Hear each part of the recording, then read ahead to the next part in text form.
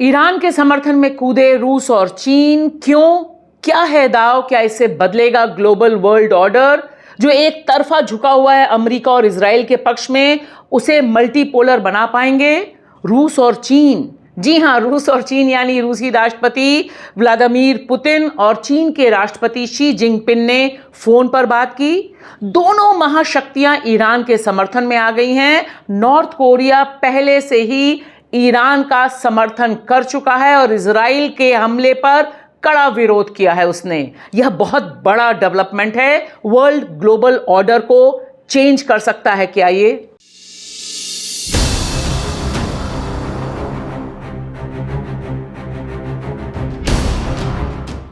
नमस्कार दोस्तों, मैं भाषा और स्पेशल रिपोर्ट में आज हम चर्चा कर रहे हैं उस अंतर्राष्ट्रीय सनसनी की जो पैदा हुई है रूस के राष्ट्रपति पुतिन और चीन के राष्ट्रपति शी जिनपिंग के फोन पर हुई वार्तालाप से। यह बहुत बड़ा डेवलपमेंट है। अमेरिकी राष्ट्रपति और उनके अभिन्न सहयोगी इजराइल को करारा झटका मिला है। यहां तक कि G7 को भी कहा जा सकता है 440 वोल्ट का झटका लग गया होगा। सवाल है कि ईरान में ऐसा क्या है कि दुनिया की यह तीन महाशक्तियां खुलकर उनके समर्थन में आ गई हैं, जो अभी तक इजराइल का जो जेनोसाइड चल रहा है फिलिस्तीन पर, उस पर चुप हैं। और इसी बीच ये जो तमाम तस्वीरें आप देख रहे हैं युद्ध की विभीषिका की, उसके बीच इजराइल ने ईरान से होने वाले जो हमले हैं उसके वीडियो फोटो बनाने से मीडिया और बाकी तमाम लोगों को रोक दिया है। वह नहीं चाहता है कि दुनिया देखे कि आखिर दुनिया भर में तबाही और ख़ास तौर से अपने पड़ोसी फिलिस्तीनियों पर तबाही करने वाले इजराइल पर किस तरह से ईरान कहर बर्पा कर रहा है।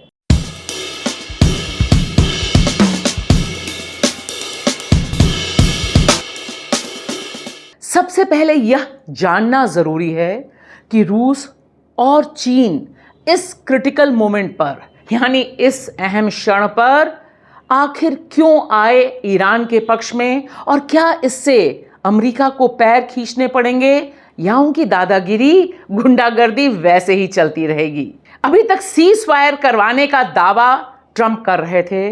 देखिए, रूस के राष्ट्रपति पुतिन ने इन दोनों खेमों यानी इजराइल और ईरान के बीच मध्यस्थता करने का प्रस्ताव भी रख दिया, जिसका चीनी राष्ट्रपति शी जिनपिंग ने जबरदस्त स्वागत किया है। और इन दोनों ही नेताओं का मानना है कि यह जो पूरा मसला है यह युद्ध से नहीं हल हो सकता, इसका कूटनीतिक असर, कूटनीतिक जवाब ढूंढना जरूरी है, जिसके लिए दोनों महाशक्तियां तैयार हैं। अब सवाल यह है कि रूस और चीन के बीच ये जो फोन पे वार्ता हुई है और जिसका दोनों ही देशों ने अपनी अपनी तय से यानी अपने अपने प्लेटफॉर्म से सपोर्ट किया और कहा है कि हाँ, हमने बात की है।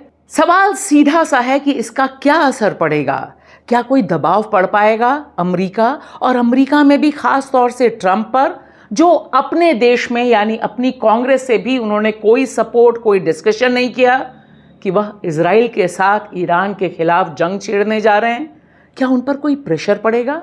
एक तरह से रूस और चीन ने एक साथ आकर पूरी दुनिया के सामने यह ऐलान कर दिया है कि अब अमेरिका की मनमानी नहीं चलेगी। वे भी मैदान में हैं और पूरी दावेदारी के साथ प्लेयर की भूमिका अदा कर रहे हैं।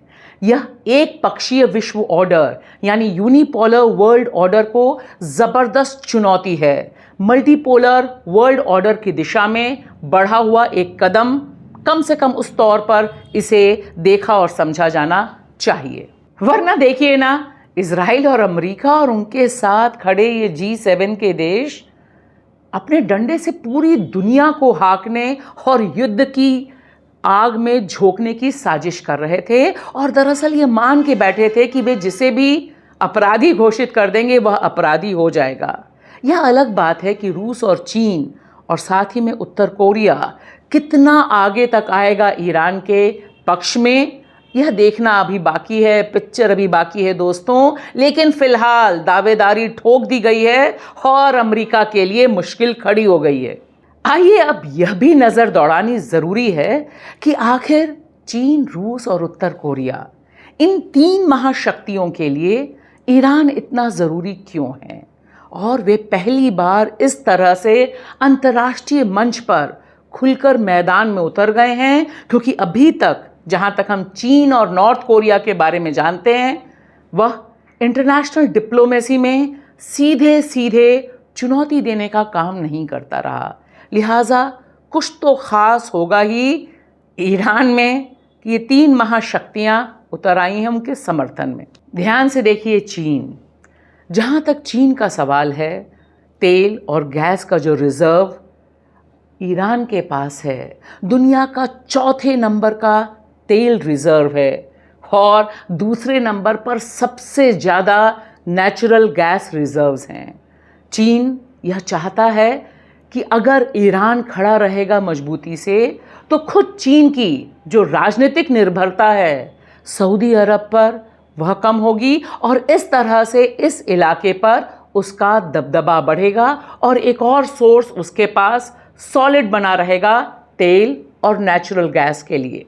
और यह बात भी हम कैसे भूल सकते हैं कि जब पश्चिमी दुनिया ने, ख़ासतौर से अमेरिका और बाकी उसके जो सहयोगी हैं, उन्होंने ईरान पर सैंक्शंस लगा दिए थे, तब भी चीन ईरान से तेल खरीद रहा था, और कई बार तो डिस्काउंटेड रेट पर उसे तेल मिल रहा था। यह एक इम्पॉर्टेंट पॉइंट है। साथ ही साथ ये नक्शा भी देखिए, ईरान की जो पोजीशन है वो इतनी इम्पॉर्टेंट है, सेंट्रल हब है पश्चिमी एशिया का। यह Iran middle east, central Asia और साउथ एशिया को जोड़ता है। लेकिन उससे भी बड़ी बात, चाइना का जो belt and road initiative BRI है, उसमें तो यह बहुत ही इम्पॉर्टेंट रोल अदा करता है। यह नक्शा अपने आप में बता रहा है, और यहाँ पर समझने की ज़रूरत है कि इस जियोपॉलिटिक्स के साथ अर्थव्यवस्था यानी बिजनेस इंटरेस्ट कैसे जुड़े हुए हैं। साथ ही साथ देखिए, चाइना यह भी चाहता है कि यह जो पर्शियन गल्फ़ है, यह पर्शियन गल्फ़ बहुत इम्पॉर्टेंट है, क्योंकि यह इस पर कंट्रोल ईरान का है, और यही वजह है कि ईरान पर अमेरिका इस कदर कब्ज़ा करने की कोशिश कर रहा है।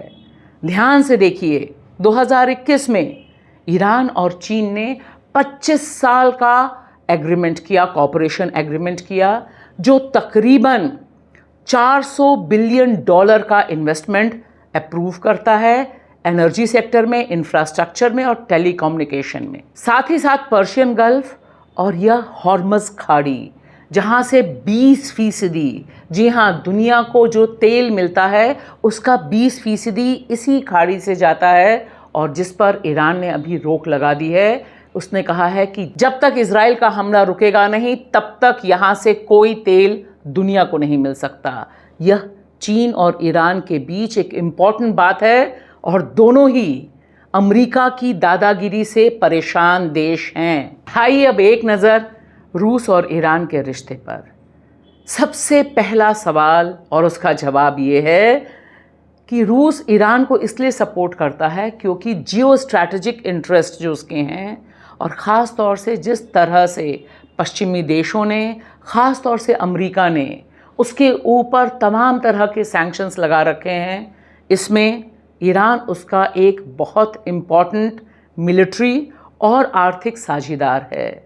यह रिश्ता हमेशा से बहुत अच्छा रहा, ऐसा नहीं है, लेकिन कम से कम जब से यूक्रेन युद्ध शुरू हुआ है, तब से ईरान और रूस बहुत पास आ गए हैं, और इनका मकसद एक है, यानी उनका जो कॉमन एनिमी है अमेरिका और अमेरिका का दबदबा, उसे तोड़ना इनकी एकता का मेन बिंदु है। और देखिए, दोनों ही देशों पर, ईरान और रूस के ऊपर सैंक्शंस लगे हुए हैं, और इस सैंक्शंस के ज़रिए अमेरिका और पूरे पश्चिमी दुनिया ने ईरान और रूस को दबाने की कोशिश की, और यहाँ पर ये दोनों देश साथ मिलकर इससे मुकाबला करते रहे।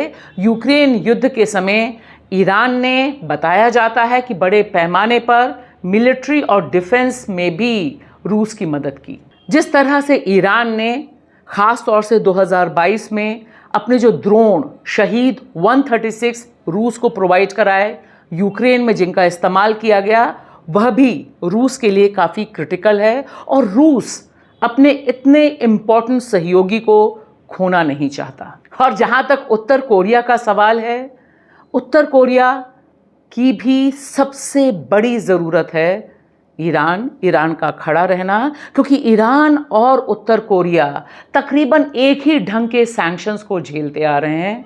और उत्तर कोरिया ने बहुत हद तक किस तरह से अमरीकी दबाव के खिलाफ लड़ा जा सकता है, इसे सीखा है ईरान से। हालांकि कल्चरली, पॉलिटिकली दोनों बिल्कुल अलग हैं, लेकिन यहाँ पर उनका मीटिंग पॉइंट है कि अमरीका के दबाव में जो वर्ल्ड ऑर्डर है, इसे दोनों चुनौती देते हैं। और सैंक्शन को कैसे, यानी जो सैंक्शंस लगाए गए नॉर्थ कोरिया पर और ईरान पर, इसमें ईरान ने जो रास्ता अपनाया, ख़ास तौर से तेल का, नेचुरल गैस का, उसने नॉर्थ कोरिया को भी काफ़ी मदद की है।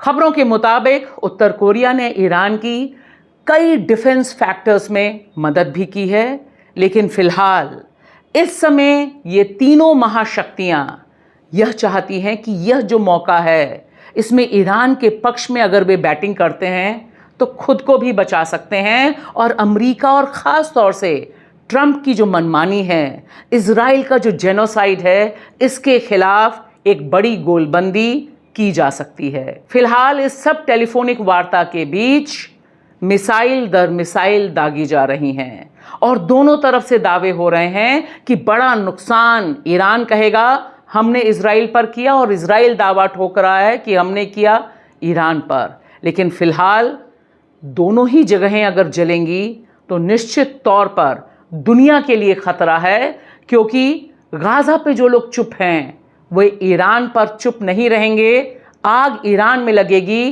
तो बाकी दुनिया में भी फैलेगी, इसकी आशंका है। और इसी क्रम में देखा जा सकता है इन तीन महाशक्तियों का ईरान के पक्ष में आना। शुक्रिया।